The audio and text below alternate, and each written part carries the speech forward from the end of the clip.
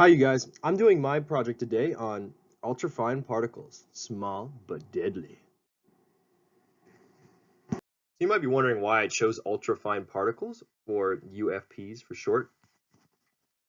So back in 2015, the Oregon Department of Environmental Quality conducted a study to test the air quality in areas around Portland.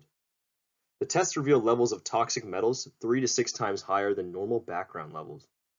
They were able to source the metals to two glass manufacturing businesses located in inner-city Portland. Glass manufacturers complied with regulations set down by the DEQ, but the community was still skeptical of Portland's air quality, leading to further investigation and curiosity. So in 2017, the PPS, or Portland Public Schools, decided to reopen Harriet Tubman Middle School. This decision raised a debate about the location of the school and its surrounding air quality. The school is located within 100 yards of the I-5 freeway, and concerns started raising about the high traffic concentration that stretch of that freeway displays. This issue is very personal to me as I live and had grown up only a few blocks from the school. A recent study conducted by PSU detailed the concentrations of ultrafine particles as well as other potentially harmful air pollutants.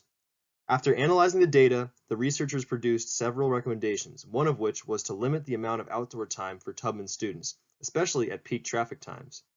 The concentrations of harmful gases and the mysterious UFPs were deemed too high for Tubman students to have extensive outdoor time. I wanted to learn more about UFPs, what they're comprised of, where they come from, health risks, and the potential measures that we can take to prevent them from getting into our kids' lungs. So you might be wondering, what exactly are ultrafine particles and what defines an ultrafine particle? So an ultrafine particle is defined as any particle that is less than 100 nanometers in diameter.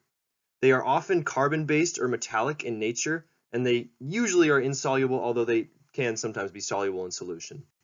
Some very commonly found ultrafine particles are carbon black, titanium dioxide, cadmium, and arsenic.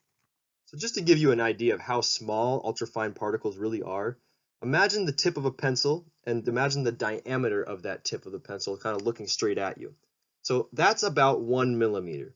Now imagine a million times smaller than that. That is 1 nanometer. And ultrafine particles usually range from about 1 nanometer to 100 nanometers and somewhere in between there. So ultrafine particles tend to stick together into other larger, more commonly known particles, such as ones classified under the Clean Air Act, like particulate matter 10 and 2.5. These particles are heavily regulated, as they have been known about for much longer, and the mechanisms within the human body are better understood. Because of so much mixing and the lack of mechanistic understanding of ultrafine particles within the body, specific regulations have yet to come. Where are these ultrafine particles coming from? UFPs are non-point source pollutants, as it is very hard to track the specific location of where they came from due to all the mixing and minuscule size of the particles themselves.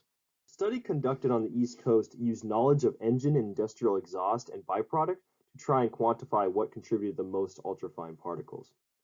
It turned out, I know, big surprise, that gasoline engines were the source of the most UFPs found in the air.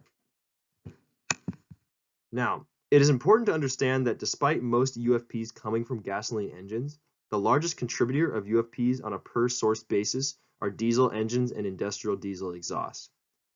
The insane volume of gasoline engines on the road explains why most UFPs are sourced there. However, it's estimated that diesel engines produce almost 3 to 4 times as many UFPs as their gasoline counterparts. Despite more and more research coming out on UFPs, there still have been few risk assessments done specifically on them. Oftentimes, ultrafine particles get grouped together with other particulate matter assessments, although there seems to be a push for more UFP-specific research as they may explain some of the lesser understood health effects of air pollution. Essentially, the only way to be exposed to UFPs is through inhalation of the particles. People who live near highways or in close proximity to industrial plants are at highest risk for harmful UFP exposure, especially for at-risk populations like the elderly, people with chronic illnesses, and those with pre-existing lung conditions. Because of the budding industry of nanotechnology, there is also a concern rising for harmful UFP exposure in the workplace. Recent research has shown that in areas with lots of UFP producing sources, there is a steep concentration gradient the further away from the source. This was the case with Tublin Elementary.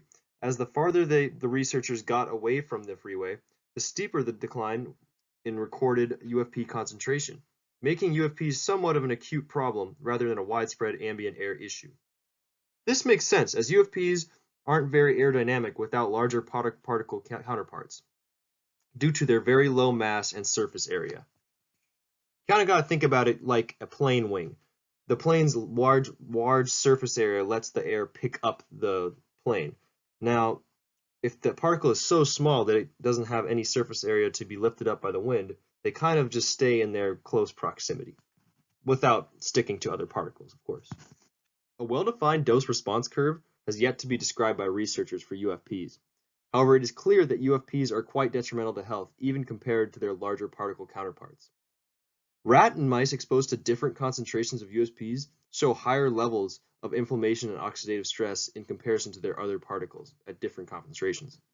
When toxicologists look at people who live near freeways in industrial areas, they see similar biological markers to the rat and mice studies done on UFPs, uncharacteristic of larger particle exposure. The overload effect is a phenomenon where UFPs build up in the lung, and because of their small size, they can't be swept out of the lungs like larger particles. Over time, the particles begin to spread quickly throughout the rat bodies from lungs, leading to full body inflammation. This might explain where some of the unexplained inflammation comes from the larger particle air pollution in other parts of the United States. Researchers think the dose-response curve should be based on the accumulated surface area taken up by UFPs in the lung.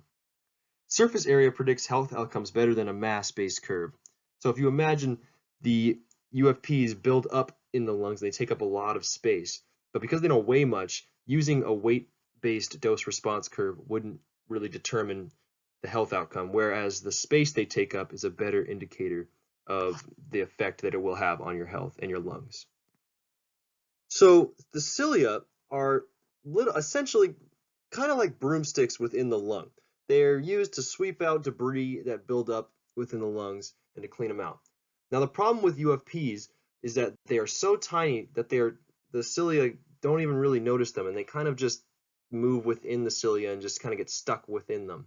And over time, if you're exposed to a good enough concentration, they build up and create a large surface area. And that starts getting into the lymph nodes and spreading into the bloodstream. And it's supposed that this causes the oxidative stress and the chronic inflammation biological markers that researchers see. All right, now that you know a little bit about what UFPs are and the associated health risks, I want you to focus on what we can do as individuals to curb ultrafine particle emission. I decided to attach two resources focusing on a popular alternative to diesel fuel, biodiesel. I want you guys to look at the EPA fact sheet on biodiesel and then read the abstract and conclusion of the scholarly article on biodiesel and particle emission. Don't worry about the middle of the paper, as it's like way too technical for this assignment. And lastly, I want you to read the EPA suggestions to curb air pollution. What ideas do you think are easiest or most effective? Which ones are realistic? And lastly, guys, just thank you for watching this. I think I chose a little bit of a budding environmental health topic, but thanks for staying in here with me if you watched till the end. I hope we have a great discussion in the discussion board. Thanks, guys. Breathe easy.